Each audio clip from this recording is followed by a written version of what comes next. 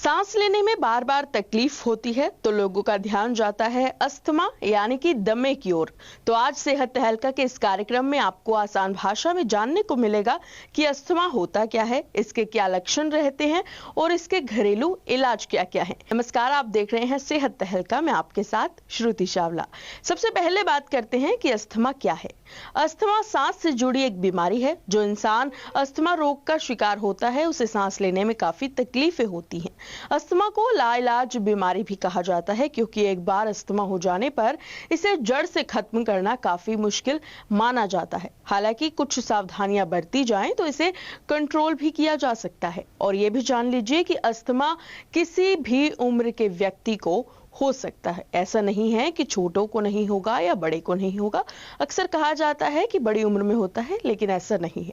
इसके इलाज के अलावा खतरे की बात यह है कि अस्थमा के मरीजों के लिए अस्थमा का अटैक काफी घातक हो सकता है, इसलिए समय रहते इसका इलाज करवाना काफी जरूरी है। बात करेंगे अस्थमा के लक्षणों के बारे में। सबसे पहले और मेन लक्षण तो है सांस लेने में तकलीफ होना। इसके अलावा भी कई लक्षण होते हैं, जैसे बार बार खांसी आना, ज्यादातर दौरे के साथ खांसी आना, सांस लेते समय सीटी की आवाज आना, छाती में भारीपन या फिर जकड़ाहट सी महसूस होना, सांस फूलना, बेचैनी रहना, ये सभी अस्थमा यानी कि दमे के लक्षण होते हैं। और अस्थमा के लक्षणों का जितनी जल्दी मालूम पड़ जाए उतना ही जल्दी अस्थमा का इलाज हो सकता है और अस्थमा की स्थिति बेहतर हो सकती है।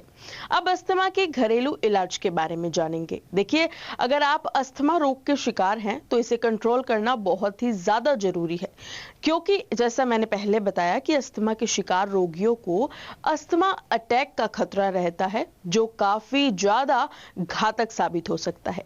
तो अगर आपको बार बार सांस लेने में तकलीफ होती है और मौसम में बदलाव के साथ साथ जो समस्याएं हैं अस्थमा की वो और भी बढ़ने लग जाती हैं, तो जितनी जल्दी हो सके अपने डॉक्टर को जरूर दिखाएं, अपने डॉक्टर से जरूर इस बारे में कंसल्ट कीजिए। इसके अलावा अगर आप अस्थमा के शुरुआती स्टेज में हैं तो इसे डॉक्टर को दिखाने के साथ साथ कुछ घरेलू उपाय भी आप अपना सकते हैं जो इस बीमारी को कंट्रोल में रखेंगे।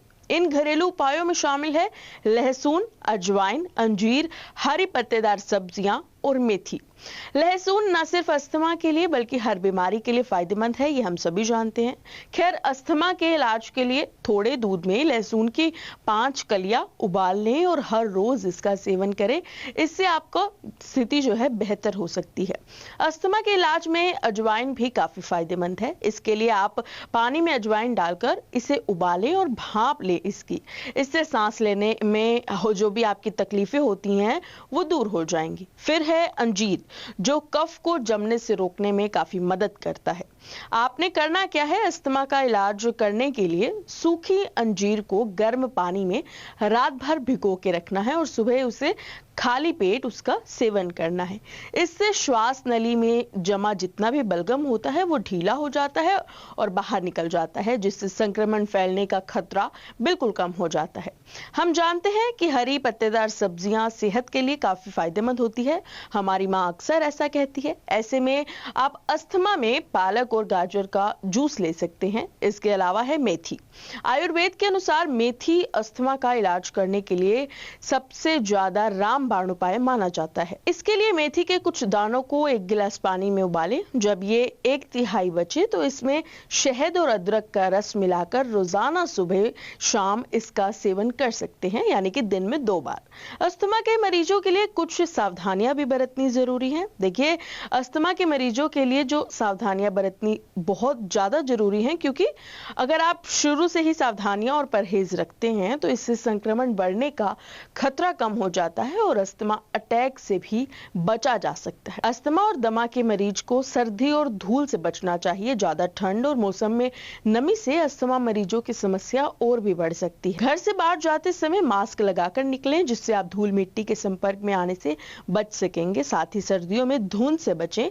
ताजा पेंट, स्प्रे, अगरबत्ती या मच्छर भगाने का जो कोयल होता है उसका धुआं या खुशबूदार किसी भी चीज से बचें।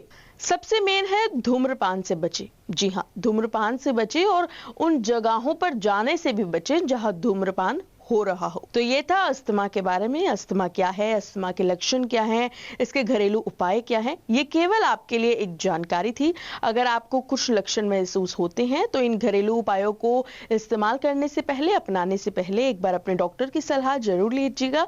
और ऐसे ही सेहत संबंधित अधिक जानकारियों के लिए देखते रहिए सेहत तहलका। शुक्रिया।